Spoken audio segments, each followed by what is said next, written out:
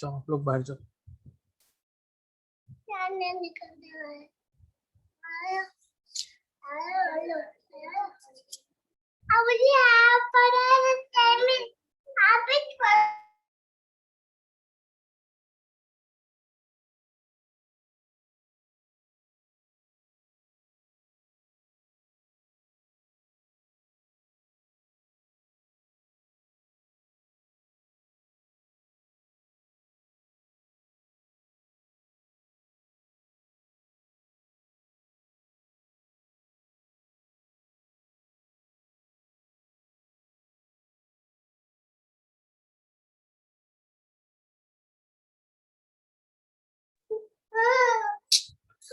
तो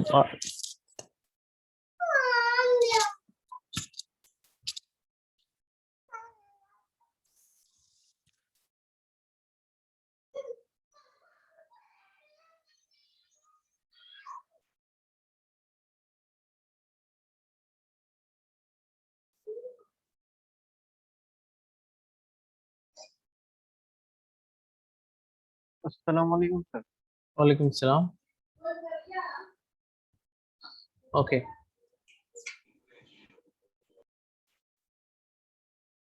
चलिए कंटिन्यू करेंगे अभी। Right, so let us see now. I am going to discuss some cases whenever differential equation is not exact. ठीक है, okay sir. थोड़ा basic देख लीजिए पहले तो आप, उसके बाद में अपन क्वेश्चंस करेंगे। तो here what happened, whenever this condition dou m by dou y, this is not equal to dou n by dou x. So you may have yes sir. a situation maybe like this, this exactness condition not satisfied. So what we have to do, we have to multiply that given equation with the integrating factor. कोई equation को आपको integrating factor से multiply करके non, if this condition is satisfied means the given differential equation is not exact, so we can multiply with the integrating factor to make it exact. So अब integrating factor कौन सा multiply करना, उसके लिए different cases है। Case number 1, case number 1 में क्या होता, we are going to check whether our question is in this form, मतलब f1 xy of y dx plus f2 xy into x dy। इसका अगर आपको नॉर्मल मीनिंग देखना है, इसका क्या मतलब है, मतलब जो भी एग्जैक्ट डिफरेंशियल इक्वेशन आपको क्वेश्चन में गिवन है, dx में से y कॉमन आना और dy में से x कॉमन आना, ये अगर कंडीशन सेटिस्फाई हो रही। सर एक बार फिर से बोलते हैं। I repeat once again. So whenever given differential equation is not exact, we are going to check whether it is possible to take y common from dx, y common from dx, x common from dy, y common from dx, x common from dy. If this is possible, if this type of possibility is there, means in that case we have to check this condition, mx minus ny. Suppose this value is not equal to 0, मतलब 0 है, समझो 0 है तो फिर कुछ कर ही नहीं सकते अपन। Suppose it is not 0, then we can say that, suppose this is not 0, then we can say that 1 by mx minus ny is the integrating factor. Therefore if integrating factor is equal to 1 by mx minus ny। ये आपका case number 1 हो गया, ठीक है। Yes sir. Clear ना, मैं इसको words में डिक्टेट नहीं कर रहा हूँ, अब आप लोगों को अगर होना बोलते हो इसकी रिकॉर्डिंग में भिजा देता हूँ क्लास के बाद। जी okay sir. Okay, in the second case what happened here is, in the second case, this is the case number 1, This is the second case. In the second case, what happened? Whenever your given differential equation is in this form, mdx plus ndy is equal to 0 form is there. Okay, and when we are going to check dou m by dou y value, it is not equal to dou n by dou x. Means क्या है? Given differential equation exact नहीं है, it is not exact. Also, जब भी आप m की value को देखेंगे, whenever if you see m value, it should be homogeneous.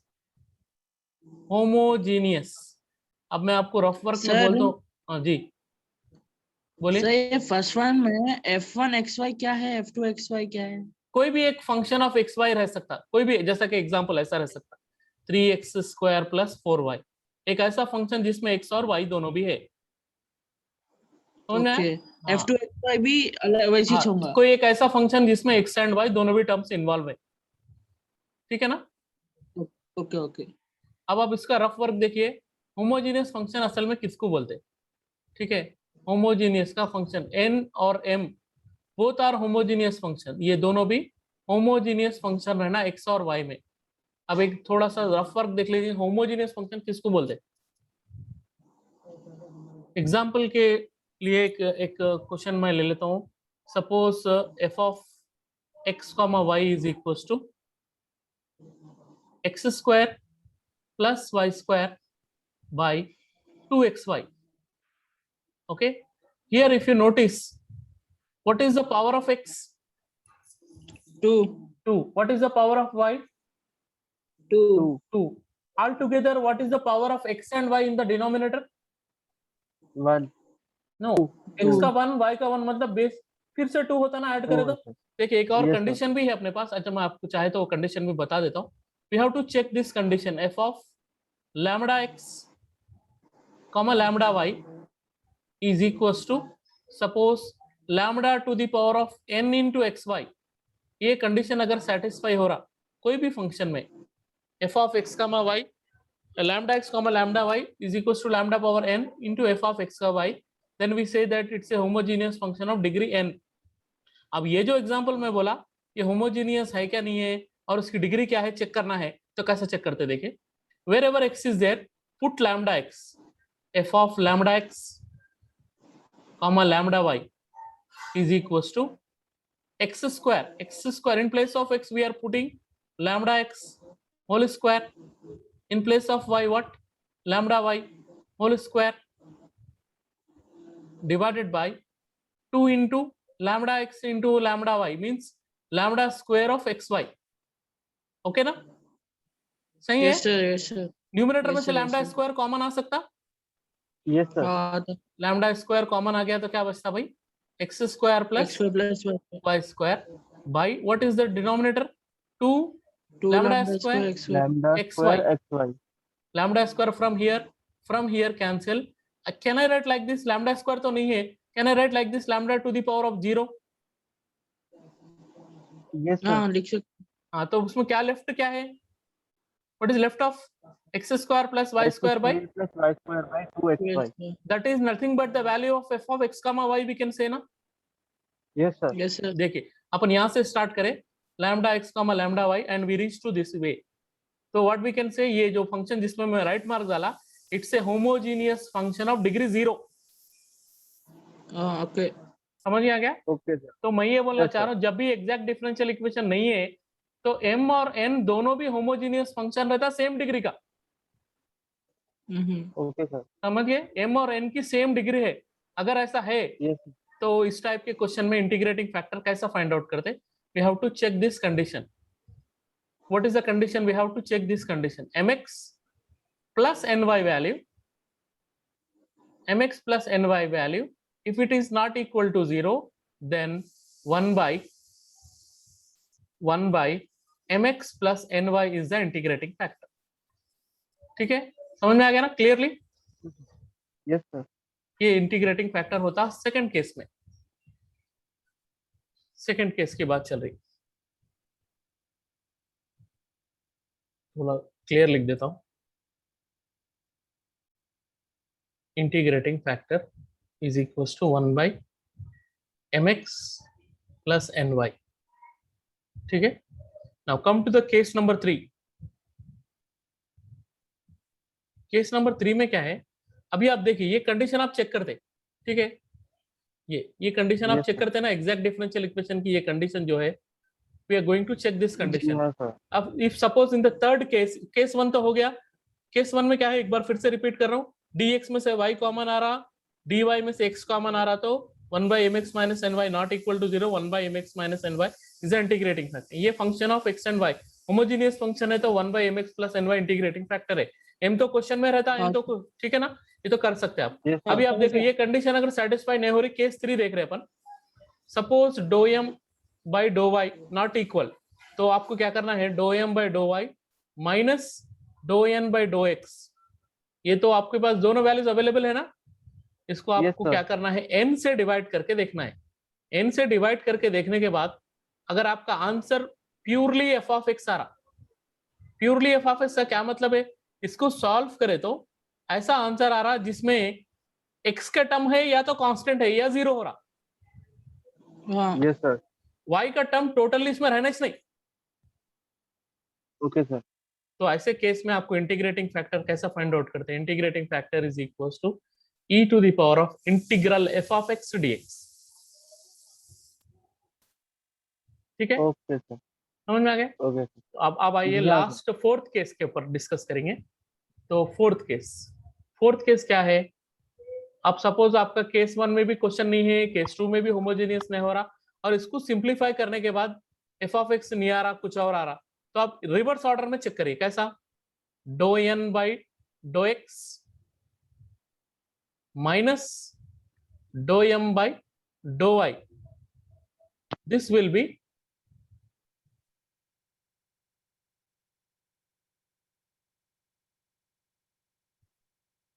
this dou m by dou x, this value dividing with, पहले किससे डिवाइड करे थे, m से, अब n से N डिवाइड से. करे, m से डिवाइड करे, मतलब रिवर्स करके, हाँ, dou m by dou Okay, y sir. करे तो n से, dou n by dough x करे तो m से. Suppose your answer will be purely f of y. ठीक है, तो integrating factor is equals to, अच्छा एक और सवाल जो E- आपके दिमाग में आ रहा वो भी मैं क्लियर कर देता हूँ, ये 4 में से एक केस में रहना ही रहना है आपका क्वेश्चन, नहीं तो आप गलत कर रहे. अच्छा सर. हाँ, एग्जैक्ट डिफरेंशियल इक्वेशन जब आप सॉल्व कर रहे हैं, mdx plus ndy condition not equal आ रही, तो ये कोई भी एक केस में रहता ही रहता क्वेश्चन आपका. अच्छा, इधर फर्स्ट केस और सेकंड केस और थर्ड केस और फोर्थ केस, कौन से तो भी एक केस में आके सॉल्व होता उन्हें, ऐसा नहीं पूरे 4 केसों में नहीं आ रहा, मतलब आप कहीं तो भी गलती कर रहे. या तो उन्हें एग्जैक्ट होकर डायरेक्ट सॉल्व हो जाता, dou m by dou y is equal to dou n by dou x direct solve हो जाता, या अगर कंडीशन सेटिस्फाई नहीं हो रही तो कोई भी एक केस में आ जाता उन्हें, केस 1, केस 2, केस 3 और केस 4, कोई भी एक केस आप में आके सॉल्व हो जाता. ऐसा कभी भी नहीं होता कि भाई कोई भी केस में चेक करा, चारों केसेस कर लिया, फिर भी मेरे को नहीं आ रहा, ऐसा तो हो नहीं सकता. अगर ऐसा कोई क्वेश्चन आ रहा तो आप मेरे को व्हाट्सअप करिए, उसका सोल्यूशन मैं आपको सेंड कर दूं. ठीक है, जी सर. तो ये जो अपने क्लासेस Okay, है, sir. ये कॉलेज के क्लासेस से इसका कोई भी रिलेशन नहीं है. जी सर. इसका टाइम मैं कभी भी चेंज करके ले सकता हूँ क्लासेस मेरे अपने कन्वीनियंट के हिसाब से, ये मेरा पर्सनल है. ठीक है, घंटे का नहीं है, 2 सेशन होते विवास के. हाँ, एक तो एक 40 मिनट्स के 2 सेशन होते, कभी कभी 1 घंटे से तो ज्यादा ही होता कैसा भी, मोर देन 1 आवर होता कैसा भी. जी sir. Before 40 minutes we have to end the session and again we have to start one more session. ठीक है, जी सर. तो आज के लिए ये 4th केसेस तक ही आके मैं स्टॉप कर दे रहा हूँ. थोड़ा आप लोग इसको, मैं इसकी रिकॉर्डिंग भी भिजा देता हूँ अगर आपको चाहिए तो, थोड़ा बेसिक देख लिए तो आपको कल की class random questions we can choose it. मैं ये बोल के नहीं लेता हूँ कि ये केस 1 का है, जी हाँ, ये केस 2 का है, ये केस 3 का है, ये केस 4 का, ऐसा नहीं करेंगे. रैंडमली क्वेश्चंस ले लेंगे, फिर चेक करेंगे कौन सी कंडीशन कैसा करना है. जी सर. Okay, ठीक sir. है, ओके, तो इसकी रिकॉर्डिंग भेजा देता हूँ, एक बार देख लीजिए. ठीक, डेली जी होता सर. है जी आओ, डेली लेता हूँ मैं क्लासेस. 7 days. आओ, okay sir. Okay, okay, right, thank you. Thank you, sir. Allah Hafiz. अल्लाह हाफिज़.